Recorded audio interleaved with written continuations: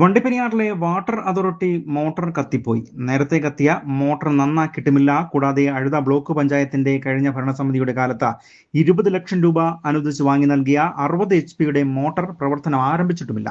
നിലവിൽ ഓടിക്കൊണ്ടിരുന്ന മോട്ടോർ കേടായതോടെ കുടിവെള്ള വിതരണം വണ്ടിപ്പെരിയാർ മേഖലയിൽ 4 ദിവസത്തേക്ക് കാണത്തുമില്ല. റെയിൻബോ ന്യൂസ് വാർത്തകൾ നിങ്ങൾക്കായി അവതരിപ്പിക്കുന്നത് സ്ത്രീ സൃഷ്ടികളിൽ ഏറ്റവും പരിശുദ്ധയായ ഒന്ന്. ആ പരിശുദ്ധിക്ക് നിറം കൂട്ടുന്ന ഒന്നാണ് അവരുടെ ആത്മവിശ്വാസം.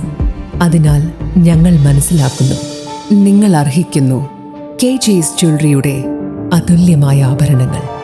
KG's ജ്വല്ലറി, കോട്ടയം കട, സിൻസ് 1950. പരിശുദ്ധ സ്വർണം വിശ്വസ്ത കരങ്ങളിലൂടെ. ആ ഷോപ്സ് കട്ടപ്പന, ചെറുതോണി, അടിമാലി, നെടുങ്കണ്ടം, രാജാക്ക. കുടിവെള്ള വിതരണത്തിന് വിവിധങ്ങളായ തടസ്സങ്ങളാണ് വണ്ടിപ്പെരിയാർ മേഖലയിൽ കാണുന്നത്. വാട്ടർ അതോറിറ്റിയുടെ കുടിവെള്ളത്തെ ആശ്രയിച്ചാണ് ടൗണിലെ ഒട്ടുമിക്ക ആളുകളും കഴിയുന്നത്. ഇതിനായി കഴിഞ്ഞ അഴുത ബ്ലോക്ക് പഞ്ചായത്ത് ഭരണസമിതിയുടെ ഡിവിഷൻ മെമ്പറായിരുന്ന PM നൌഷാദ് ഈ പ്രശ്നം പരിഹരിക്കുന്നതിന് 20 ലക്ഷം രൂപയുടെ 60 HP മോട്ടോർ വാങ്ങി നൽകുകയും ചെയ്തിരുന്നു. എന്നാൽ ഇത് ഒരു തവണ മാത്രമാണ് പ്രവർത്തിച്ചത്. പിന്നീട് 1 വർഷം കഴിഞ്ഞിട്ടും ഇതുവരെ ഈ മോട്ടോർ പ്രവർത്തനരഹിതമായി തന്നെ തുടരുകയുമാണ്. ഇതിന്റെ ഉത്തരവാദിത്തം കരാറുകാരനാണെന്നാണ് ഉദ്യോഗസ്ഥർ പറയുന്നത്.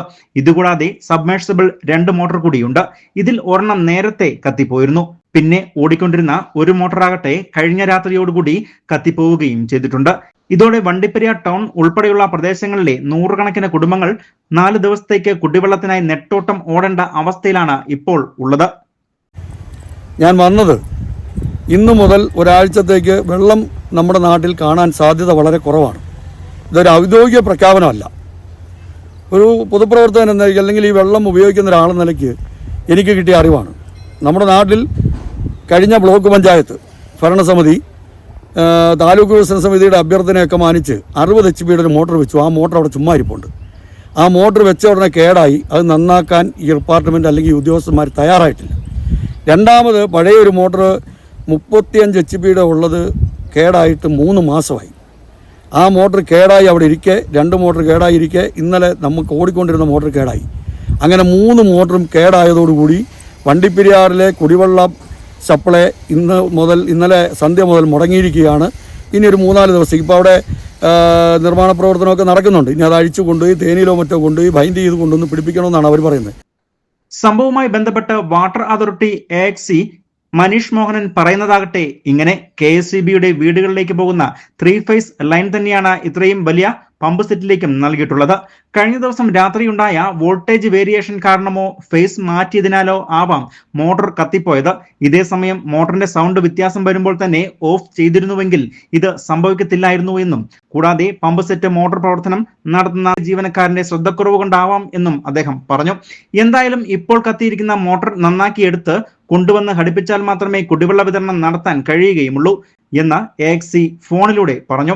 ഇതേസമയം കുടിവെള്ളം ഇല്ലാത്തതിന്റെ ആശങ്ക ജനങ്ങൾക്ക് ഇടയിൽ ഉള്ളതായും വർഷങ്ങൾക്ക് മുൻപ് KK തോമസ് MLA ആയിരുന്ന സമയത്ത് LIC നിർമ്മിച്ച പമ്പ് സെറ്റ് മോട്ടോർ ഉൾപ്പെടെ ആനക്കയത്തിലേക്ക് മാറ്റുകയാണെങ്കിൽ ഏപ്രിൽ മെയ് മാസങ്ങളിൽ ഉണ്ടാകുന്ന കുടിവെള്ളക്ഷാമത്തിന് കൂടി പരിഹാരമാവുമെന്നും, ഇത് സംബന്ധിച്ചും ഇതോടൊപ്പം നിലവിലെ മോട്ടറിന്റെ ഇവിടുത്തെ പ്രവർത്തനത്തിന്റെ കാര്യക്ഷമം അന്വേഷിക്കണമെന്നും ആവശ്യപ്പെട്ടുകൊണ്ട് ജലവിഭവ വകുപ്പ് മന്ത്രിക്ക് പരാതി നൽകുമെന്നും മുസ്ലിം ലീഗ് ജില്ലാ സെക്രട്ടറിയും UDF കൺവീനറുമായ TH അബ്ദുൾ സമദ് പറഞ്ഞു. ആ പശുമല ജംഗ്ഷനിൽ തന്നെ എത്രയിടത്ത്, ആ SNDP മന്ദിരത്തിനപ്പുറത്ത് എത്രയിടത്ത്, അതൊന്നും നന്നാക്കാൻ ഈ ഡിപ്പാർട്ട്മെൻറ്റ് തയ്യാറാകുന്നില്ല. ഇത് ബില്ലെഴുതി മാറുകയും ആവശ്യത്തിൽ കൂടുതൽ പണം സർക്കാർ മുടക്കിയാലും അത് ഫലപ്രദമായി ഉപയോഗിക്കാൻ സാധിക്കുന്നില്ല. എൻ്റെ ഒരു വിനീതമായ അഭിപ്രായം ഈ കാര്യത്തിൽ എല്ലാവരുടെയും പ്രതികരണം ഉണ്ടാവണം, പ്രതിഷേധം ഉണ്ടാവണമെന്ന് മാത്രമല്ല, ഇത് വിജിലൻസിനെ കൊണ്ട് അന്വേഷിപ്പിക്കണം എന്ന് വളരെ ഉത്തരവാദിത്വത്തോടു കൂടി വിജിലൻസ് ഡിപ്പാർട്ട്മെൻറ്റ് ഇതെന്താണ് ഇങ്ങനെ വണ്ടിപ്പെരിയാറിൽ ഇതിന് സമാനമായ സംഭവം കഴിഞ്ഞ മുസ്ലിം ലീഗ് കമ്മിറ്റിയിൽ കുമ്മളിയിൽ നിന്ന് വന്ന ഭാരവാഹികൾ ഉന്നയിച്ചു.